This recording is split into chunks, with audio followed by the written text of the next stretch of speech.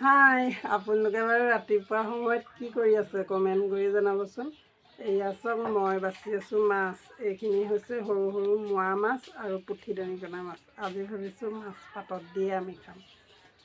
মোবাইলটো খুলিবই নোৱাৰি জানানে, চালানী মাছৰ বিষয়ে ইমান চিঞৰ বাখৰ হৈ আছে। কিন্তু আমাৰ ইয়াত হ'লে মাছৰ কোনো অসুবিধা নাই, কাৰণ আমি লোকেল মাছেই সৰহভাগ খাওঁ। বাৰিষা আমি মাছ কিনি নাখাওঁ।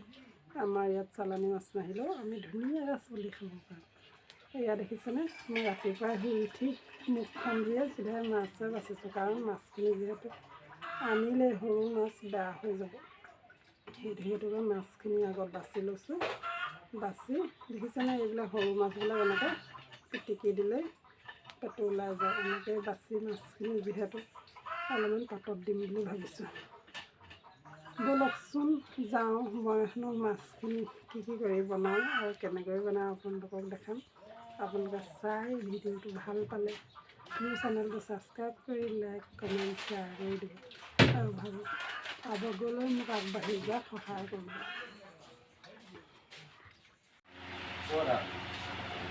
ৰেডি হৈ আছে, চাওঁ মাছ পাতত দিয়া, চাওঁ কেনেকুৱা হ'ল। এনেই ক এয়া দেই, আমাৰ মানুহজনে বাৰীত বৰ কষ্ট কৰি মাছ পাতত দি আনিছে দেই। এয়া চক দেখি কাৰ খাওঁ খাওঁ লাগিছে বাৰু কমেণ্ট কৰি জনাবচোন। এয়া ঘৰত যিহেতু গেছ ব্যৱহাৰ কৰোঁ, মাছ পাতত দিবলৈ অসুবিধা, সেইহেতুকে বাৰীলৈ যোৱাৰ কাৰণে বাৰীতে দিবলৈ দিলোঁ। আৰু এয়া আমাৰ ফাইনেলি মাছ পাতত দিয়া হৈ গ'ল আৰু মানুহজনে লৈ আহিলে।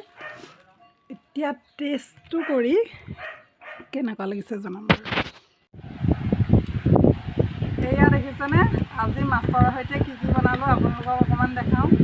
বনোৱা নেদেখালোঁ আৰু এয়া খাবৰ সময়ত থালিখনকে দেখাইছোঁ। এয়া জহা ভোল, ৰঙালাও, আলু, দালি বনালোঁ।